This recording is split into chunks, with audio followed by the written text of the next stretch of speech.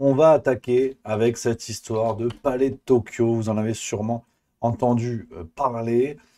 Ce tableau qui fait polémique depuis le début de l'année 2023. On va en parler, je vais tout vous résumer. On va se faire la chronologie parce qu'il y a eu beaucoup de rebondissements. Et vous connaissez la maison. On va finir sur des réflexions sur tout le problème que pose cette situation. Au-delà, effectivement, une fois de plus, on va tout de suite crever l'abcès de ce rapport plus que contrarié, voire aveugle, à la pédophilie dans nos sociétés. Taisez-vous. En Non mais cet homme est 2018, ahurissant. porte-parole du gouvernement. Ce que vous venez de faire, c'est super.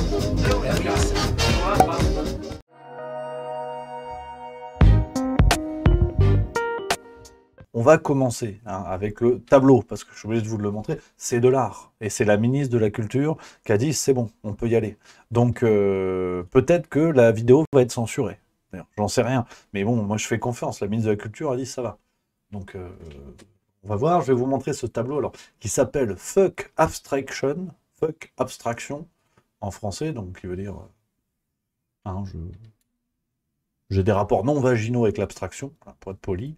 Et retenez bien le nom parce qu'il est important par rapport aux justifications qui vont suivre. Ce tableau ressemble à cela. Voilà, je suis désolé, c'est choquant, éloignez les enfants. Voilà, c'est choquant, bon, on va pas faire 3 heures là-dessus.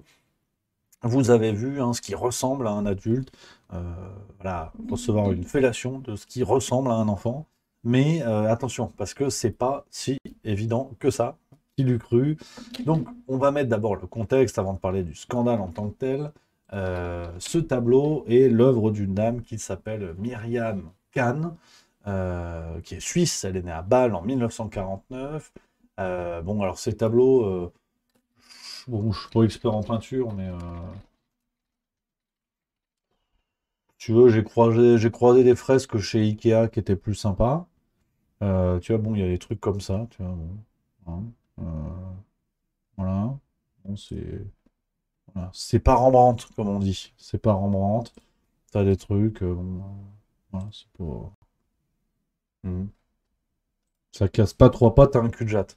Donc, ça, c'est l'artiste. Donc, il nous a fait des tableaux. Ces tableaux, on va pas tous les montrer, parce que, bon, très personnellement, je trouve ça assez dégueulasse, mais bon, c'est de l'art.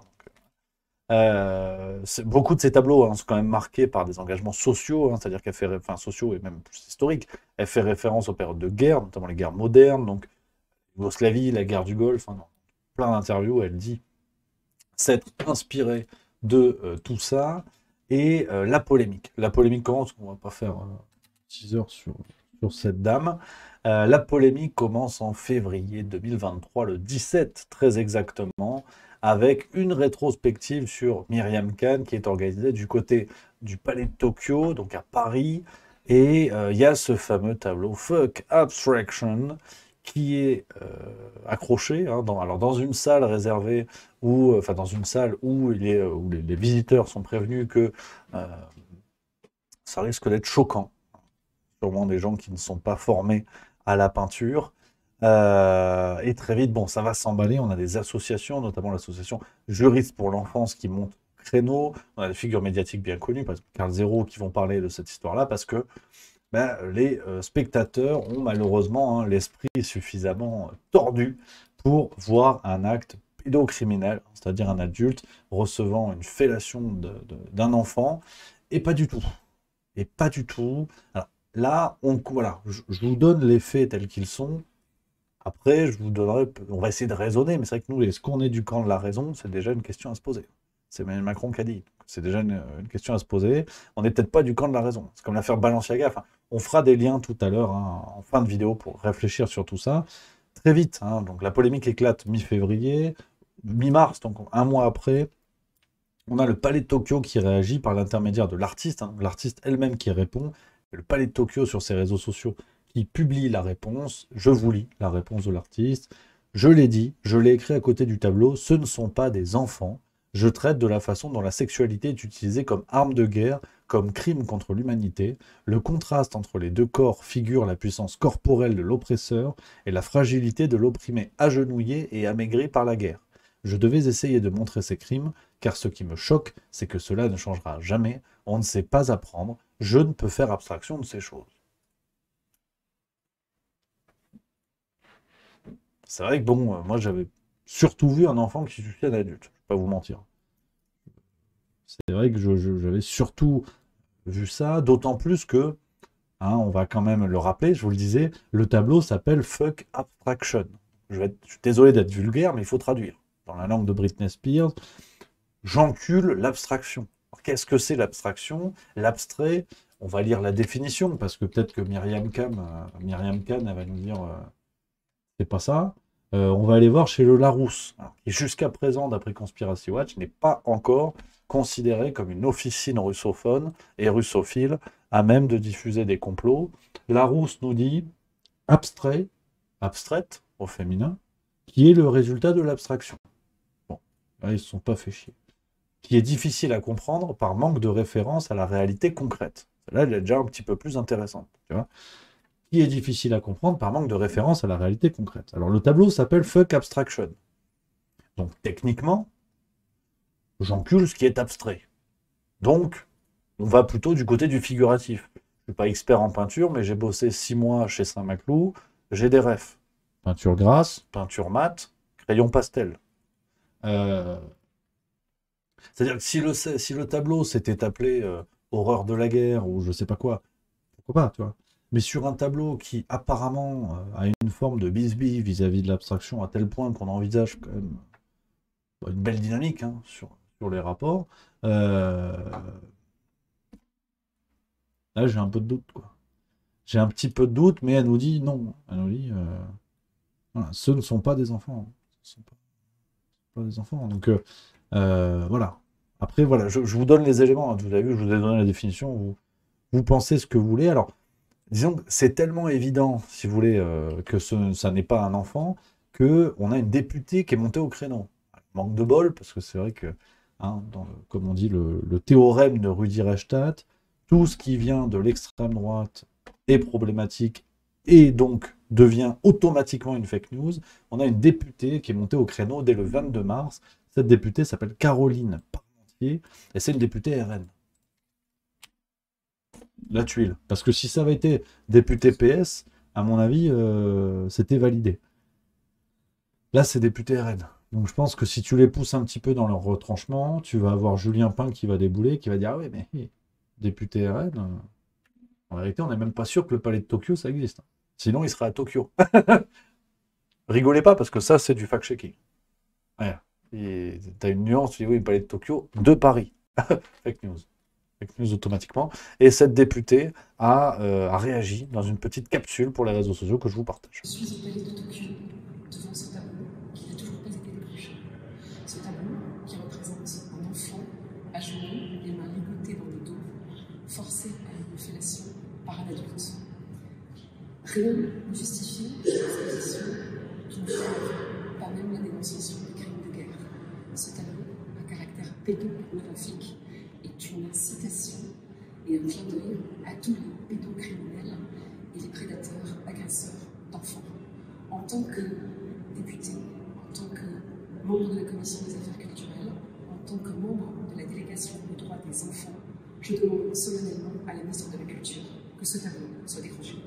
Voilà, donc on a cette... attendez, bougez pas, j'arrive. On a cette députée RN qui monte au créneau, qui fait cette capsule sur les réseaux sociaux, donc qui va être vue plus de 750 000 fois, hein, 4500 retweets, ça va vraiment faire parler de cette affaire-là, à tel point que, et là encore, je tiens à saluer son courage. Alors, petite précision vis-à-vis de Rudi Reichstadt, ça n'est pas parce que je salue le travail d'une députée RN que j'ai voté pour Hitler en 1933. Ça n'a... Déjà, j'étais pas né. Donc... Par une évidence chronologique, voilà, je peux saluer le travail d'un député Europe Écologie Les Verts sans être vegan. Saluer le travail d'un député Les Républicains sans être un chat ou un chien. Voilà. Non mais il faut rappeler parce que je peux comprendre que c'est pas évident. Donc on a cette députée qui, à l'Assemblée nationale, le 23 mars, le lendemain de sa capsule, va poser la question à la ministre de la Culture, Rima Abdul-Malak, est présente. Je vous mets un petit extrait de la question et après la réponse. La réponse est là, commencez à vous préparer. Parce que... de la culture. Madame la ministre, je me suis rendue au palais de Tokyo pour dénoncer le tableau de Myriam Khan qui présente aux yeux de tous une scène de pédocriminalité. Ce tableau représente un enfant à genoux, ligoté les mains dans le dos, forcé à une fellation par un adulte. Rien ne justifie l'exposition d'une telle œuvre, pas même le prétexte de la dénonciation des crimes de guerre. Ce tableau, à caractère ouvertement pédopornographique, est exposé dans la sphère publique sans interdiction aux mineurs depuis le 17 février dans un musée du 16e arrondissement. Rappelons que nous-mêmes et d'autres associations de protection de l'enfance, si nous n'avions pas dénoncé l'exposition des dessins de Bastien Vivès, il aurait été exposé cette année au Festival de la BD d'Angoulême. Son exposition a été annulée. Il est désormais sous le coup d'une enquête préliminaire de la Brigade de protection des mineurs pour diffusion d'images pédopornographiques. Voilà, donc l'affaire Vivès, on va en reparler également. Et c'est là où on va toucher un petit peu les sommets de cette vidéo. Et là, forcément, Rima Abdul-Malak, elle a répondu. Parce qu'elle n'a pas le choix. C'est le principe de question au gouvernement, qui, à mon avis, d'ailleurs, ce principe ne va pas tarder à se péter la gueule. Oui, parce que les ministres sont pas là pour rendre des comptes. Faut arrêter les conneries, qu'est-ce que c'est cette vision factieuse de la démocratie. Et Rima Abdul-Malak, elle a répondu. Alors c'est vrai que, bon, sur le plan oratoire, c'est pas de Gaulle, hein, mais écoutez bien, parce que les réponses, hula hup, barbatruc. Ne mélangeons pas tout. Le combat pour la protection de l'enfance et contre toutes les formes de violence, on le mène tous collectivement au gouvernement aux côtés de ma collègue Charlotte Cobel tous les jours. Ce tableau, de quoi s'agit-il? C'est un tableau d'une artiste suisse, Myriam Khan, de son exposition au Palais de Tokyo, artiste de 73 ans, qui depuis 40 ans documente et dénonce les horreurs de la guerre.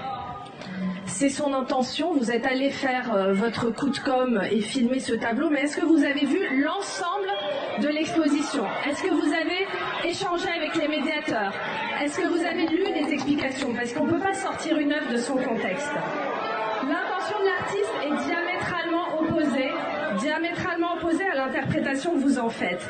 Pour elle, c'est une dénonciation des crimes de guerre, voilà ce qu'elle dit. Ce ne sont pas des enfants qui sont représentés. Ce tableau traite de la façon dont la sexualité est utilisée comme arme de guerre, comme crime contre l'humanité. Le contraste entre les deux corps figure la puissance corporelle de l'oppresseur et la fragilité de l'opprimé. La répétition des images de violence dans les guerres vise à dénoncer. Oui, l'art peut choquer, peut questionner, peut parfois susciter du malaise, voire du dégoût. L'art n'est pas consensuel. Et la liberté d'expression et de création est garantie par la loi. Vous avez toute liberté d'interpréter l'œuvre comme vous voulez. Ce n'est ni à une parlementaire, en revanche, de qualifier une infraction pénale. C'est le rôle de la justice. C'est le rôle de la justice. Voilà, vous l'avez entendu, hein, pour Rima Abdul-Malak,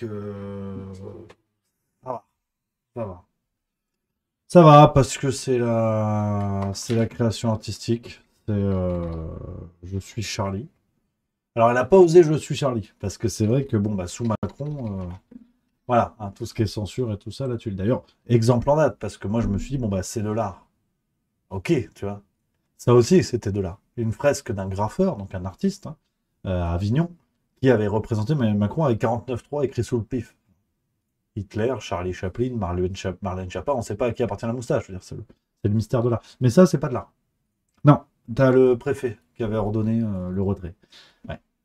Ça, c'est... Non. Et il y a des ministres qui étaient arrivés, des journalistes qui avaient dit non, on peut pas faire ça, vous vous rendez compte, les limites. Donc c'est vrai que... voilà, c'est pas évident. Un enfant qui suce une tub, c'est une question d'interprétation. Voilà. Parce qu'en fait, au départ, ça représentait un pommier, donc... là, je suis désolé d'être un petit peu cru, mais là, il faut faire attention parce que les justifications, ça marche. Enfin, ça se voit en fait. Ça se voit que commence à y avoir des problèmes quand même. Hein. Commence à y avoir des problèmes, mais on va regarder quand même après. On va réfléchir un petit peu à tout ça et sérieusement, hein, parce que, voilà, attention. Hein. Mais c'est vrai que... c'est délicat, quoi. C'est délicat parce que on va réfléchir après. Je vais me lancer sur les trucs, mais voilà. Et clou du spectacle sur cette affaire, je continue de vous donner les faits, après on creuse. Clou du spectacle. Aïe, aïe, aïe. Aïe, aïe, aïe. Aujourd'hui même, le 8 mai, c'est pour ça que je vous en parle. Le 8 mai, on a un monsieur qui s'est dit, bon, ça suffit. Voilà. Il est allé du côté du palais de Tokyo. Il y a un monsieur qui a jeté de la peinture sur le tableau. Voilà. Il a dit, c'est bon, il y en a marre. Et ça, c'est pas bien. Ça, c'est pas bien. Ça, c'est pas bien parce que là, tu vois, par exemple, tu as Eric Nolot. Alors pareil, je l'aimais bien, mais je pensais pas qu'il était autant une ordure. Il a réagi. Il a dit le tableau Fuck Abstraction au cœur d'une polémique dégradée au Palais de Tokyo. L'extrême droite et l'extrême gauche unis dans la scandaleuse dégradation d'œuvres d'art au nom de leurs idéologies respectives. C'est l'extrême droite, en fait, la faute. J'avais pas vu. Alors, je sais pas, est-ce que l'homme arrêté, effectivement, est un cadre du NSDAP, apparemment, hein, j'imagine. Ah non, pardon, c'était hier, pardon. C'était dimanche, le jet de peinture. Excusez-moi, c'était dimanche. Et voilà, c'est une personne âgée. Il ne fait pas partie d'un groupe activiste. Voilà. Donc, apparemment, il n'y a aucune mention à l'extrême droite. Aucune. Voilà. Mais Eric Nolot, lui, il sait que c'est l'extrême droite. Voilà. Donc pour lui, la lutte contre les extrêmes est quand même plus importante que des réflexions sur la lutte contre la pédocriminalité en France. Et le sommet, en fait. Le sommet de tout ça, c'est Emmanuel Macron qui a réagi. Voilà. Alors t'as la moitié du pays contre toi, ça ils s'en branlent. Par contre, t'as un pauvre tableau à la con qui reçoit de la peinture, là on a une réaction. Ouais. Emmanuel Macron a réagi, il a dit « En ce 8 mai, où nous célébrons la victoire de la liberté ». Déjà, tu peux t'arrêter là, qu'il n'y a rien qui va. 8 mai, c'est la victoire contre les nazis. Parce que c'est pas sûr qu'on était beaucoup plus libre après. Je pose la question et c'est une réflexion historique. Beaucoup plus, beaucoup moins, ça je sais pas. Mais déjà, j'enlève 2 points sur l'introduction. Je condamne l'acte de vandalisme commis hier au Palais de Tokyo. S'en prendre à une œuvre, c'est attenter à nos valeurs. Ouais, j'espère que vous êtes ravis d'apprendre qu'un enfant qui suce une top, c'est vos valeurs. C'est les valeurs de la France, apparemment. En France, l'art est toujours libre et le respect de la création culturelle garanti. Voilà. Sauf les fresques où il a une moustache 49.3. Voilà. Je ne sais pas quoi vous dire.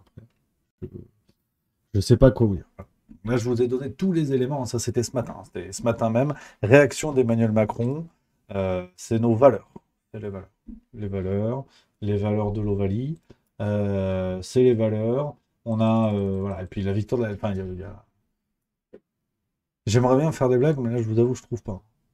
Venant d'un président, quand même, qui s'est illustré à plusieurs reprises pour des faits de censure sur des trucs qui le représentaient, on a un monsieur qui a pris un stage de citoyenneté, au motif d'une bannière où il y avait écrit quoi attendez, je vous le retrouve. Voilà, regardez. Grillage, plus les banderoles. Depuis plusieurs mois, Claude, 77 ans, avait attaché devant sa maison 2 banderoles, et sur l'une d'entre elles, il y avait écrit « Macron, on t'emmerde ». Et la réponse que lui, il avait dit qu'il emmerdait les gens. Voilà. On a voté pour lui au départ parce qu'on s'est dit, bon, il faut lui laisser sa chance et tout. Mais on ne savait pas qu'il allait nous emmerder comme ça. Et avec cette banderole, Claude a récolté des ennuis. Le 30 avril dernier, des gendarmes sont venus chez lui pour lui demander de retirer les affiches. J'ai fait ça, j'ai dit, je dirai tout, ne me tapassez pas. Bon, ils l'ont pris sous... Comment ils l'ont pris, les gendarmes? Très bien. J'aurais dit, mais je comprends pas, on a des choses plus urgentes en France, et puis là, vous allez perdre encore du... Alors elle dit, oui, on sait. Pour avoir attaché cette affiche, Claude risquait 1 an d'emprisonnement et 15 000 € d'amende. Finalement, il devra suivre un stage de citoyenneté. Une bonne rigolade. Le pauvre, je lui dirais avant, j'ai dit, écoute, ton baratin, j'en ai rien à foutre, mais on va se marrer. Claude ne sait pas Je encore... l'aime, je vais l'épouser. Il est génial. Donc Claude, ça, c'est vraiment l'esprit français. Ils n'ont rien à foutre. Et c'est vrai que je vois dans le chat, on dirait Groland. Non, je trouve que c'est pire. Parce que Groland, on sait que c'est une blague. Nous, c'est sérieux. T'as le président de la République, un tableau... pédophile, soyons clairs, hein. Un tableau pédophile, il te dit c'est nos valeurs. Donc Groland, ils n'ont pas osé cette vanne, hein, parce qu'elle n'est pas très très drôle. Hein. Donc ouais, non, mais je vous résume la situation, mais pour vous dire d'ailleurs, on va aller dans 3-4 réflexions, mais en fait, de toute façon, il n'y a même pas besoin de dire ça tombe sous le sens au bout d'un moment. il faut être dans ces sphères-là. Est-ce que c'est pour défendre certaines pratiques? Est-ce que c'est parce qu'ils en ont plus rien à foutre? Je ne sais pas pourquoi. Hein. Je ne sais pas pourquoi ils font ça, et je ne veux pas parler à la place des gens, mais ce que je trouve génial sur le côté, on va abîmer une œuvre d'art. Il y a quand même un parallèle à faire là-dessus. Si on est sérieux, 3 minutes. Quand il s'agit d'activistes écolos qui font ça aux Pays-Bas, qui font ça en France, qui font ça dans d'autres pays, là on dit oui, mais vous comprenez, c'est l'urgence de la prise de conscience, parce qu'en fait les gens voient le drame qui se déroule sous leurs yeux, mais ne disent rien. Donc nous, on va mettre de la peinture sur les tableaux pour faire réagir l'opinion publique. Et là, tu as une jolie collection de cagoles médiatiques qui arrivent, qui disent oui, effectivement, c'est vrai. Voilà, foutre de la peinture ou de la moutarde, à un moment donné, il y avait eu de la moutarde, sur un tableau de Van Gogh, le gars, il est mort il y a 2 siècles. Quelque part, il y a une espèce de sauterelle au fin fond de la Tanzanie qui se dit, là, ça y est, fais tes valises, Maurice, on est sauvé. Tu vois. Et là, quand on met de la peinture sur un tableau qui, même si les gens, parce que trop bêtes, ne comprennent pas qu'il s'agit d'une dénonciation des crimes de guerre, c'est pas grave, parce qu'au pire, c'est pas la faute du tableau. On peut dire que ça peut être une volonté de prise de conscience face au scandale pédocriminel, face à la pédocriminalité rampante dans nos sociétés. Et là, non. Là, tu as un tweet du président de la République qui t'explique que c'est pas du tout pareil. Quand c'est pour l'écologie, ça va. Même si tu as, bon, les tournesols de Van Gogh, ou de je sais pas qui, enfin, j'en sais rien, les jacinthes de Saint-Maclou, je sais plus quel tableau c'était, on s'en fout. Là, on t'avait dit, non, c'est important, quelque part. Oui, mais le tableau, il n'a rien à voir, parce que d'ailleurs, il y a des fleurs sur le tableau. Donc venir salir un tableau qui représente des fleurs, donc l'œuvre de la nature, c'est contre-productif pour des écolos. Non, non, non, arrête. En fait, finalement, on s'en fout du tableau, ce qui compte, c'est l'acte. Et quand il s'agit de ce tableau pédophile, là non. Parce qu'en fait, ça dénonce des crimes de guerre. Puis même pas, en fait, ça dénonce... en fait, laisse tomber. Sur le tableau, ce que tu n'avais pas vu, c'est que c'est un monsieur qui fait du skateboard. Donc, toi, en fait, le problème vient des gens, en plus de l'extrême droite, comme nous dit Eric Nolot. Bon, ce monsieur qui a écrit un livre avec Alain Soral, mais c'est un autre débat. Il faut faire attention parce qu'en fait, rappelez-vous, c'est la fameuse rhétorique Balenciaga que nous avait servi quotidien. Alors, en riant comme des baleines. Eux, ils s'en foutent, ils ont des pantalons The Couple, c'est des sneakers blanches. Donc, tu vois, pour eux, leur vie est réussie. Au moment de l'affaire Balenciaga, vous vous en rappelez, alors, ceux qui n'avaient pas suivi cette affaire, n'hésitez pas, il y a une vidéo sur la chaîne YouTube juste au milieu, on avait parlé de ça. Donc Balenciaga, je la fais très courte, mais vous regardez la vidéo si vous voulez. Balenciaga qui avait fait une nouvelle campagne pour vendre leurs objets à la con à des prix de fou, avec des gosses qui étaient mis en scène, et notamment certains avec un nounours qui avait des sortes de traces noires aux yeux, on aurait dit qu'il avait pris des pains dans la gueule. Il y avait des accessoires BDSM, donc sadomasochiste, il y avait des verres d'alcool, il y avait des canettes de bière, et des choses comme ça. Et tu vois, bon, un gosse avec des trucs BDSM, j'ai l'esprit ouvert, mais j'ai déjà accepté le nouvel album de Zaz, je peux pas tout accepter non plus. Quoi. Et là, quotidien, ils avaient fait une séquence, et ils avaient dit, oui, il y a une polémique autour de Balenciaga, alors bon... Effectivement, ils ont fait des trucs, mais la polémique est née aux États-Unis et elle vient de Fox News, avec Tucker Carlson à l'époque où il n'avait pas été viré. Et Quotidien dit ouais, en fait, le truc, c'est que la polémique, elle vient d'extrême droite. Il faut quand même être un peu maboule pour imaginer qu'il y ait des intentions pédophiles sur ce genre de campagne. Donc, on est dans la rhétorique la plus bidon, c'est-à-dire d'inverser la charge de la culpabilité. C'est dans un débat, quand tu dis en fait, moi je suis contre le fait que Netflix, Disney et compagnie fassent des quotas avec les couleurs de peau dans les acteurs pour que tout le monde soit représenté. Parce que c'est la base du racisme, tu vois. Et là, on te regarde, tu vois, et on dit est-ce que c'est pas toi le raciste, en fait? Parce que finalement, c'est toi qui t'arrêtes à la couleur de peau des gens. Enfin, c'est un truc bidon et qui est sans fin. Et petite rhétorique de quotidien là-dessus. Et là, on est un peu pareil, quoi. La ministre de la Culture, elle a 2 doigts de vous dire ah bon? Vous voyez un enfant qui est suce une sub, mais vous avez pas honte? C'est lamentable. C'est vraiment l'extrême droite. Et le danger pédocriminel, attention quand même. Faut arrêter les conneries, quoi. Faut arrêter les conneries. Et donc...